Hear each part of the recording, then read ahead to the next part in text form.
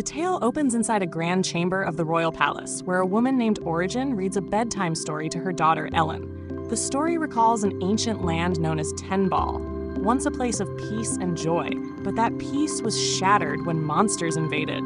To protect his kingdom, the king summoned the mightiest spirit. Even with her aid, the kingdom's champions struggled against the endless creatures. In desperation, he begged the spirit to release her full strength. She obeyed, eradicating the monsters completely, but her power also gravely wounded the hero. Refusing to let him die, the spirit carried him into her realm, vowing to revive him someday. Yet the hero never returned, leaving the people waiting in vain. Years later, young Ellen listens to the story's end while nestled in her father Roville's arms. When another child wonders what became of the hero, Ellen blurts out that he has already come back. Roville hushes her, orders food, and tries to keep a low profile. But once his face is noticed in public, whispers spread and people chase after him. Cornered in an alley, Roville vanishes with teleportation magic, startling his pursuers.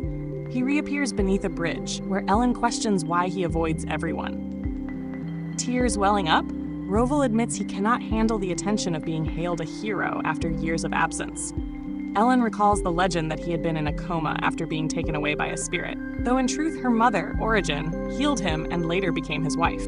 Their union turned Roville into a half-spirit, but he struggled to control his powers until years of training. Ellen then reveals something extraordinary about herself.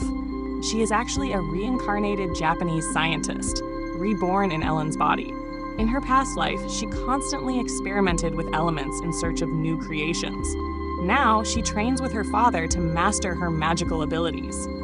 As Roville frets about people noticing his teleportation, Ellen suggests he simply greet them and clear their doubts, though he remains anxious. Suddenly, Alberto, Roville's former bodyguard, discovers them under the bridge. Roville tries to flee again, but Ellen stops him and asks who Alberto is.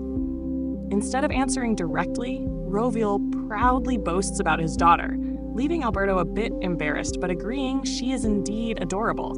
Finally, Alberto explains the true reason for finding him. After Roville's victory over the monsters, his family was granted nobility and became the House of Duke Vancraft. Today, his younger brother Soville leads the family, but Alberto insists Roville's presence is needed because Soville's wife, Agiel, is stirring trouble.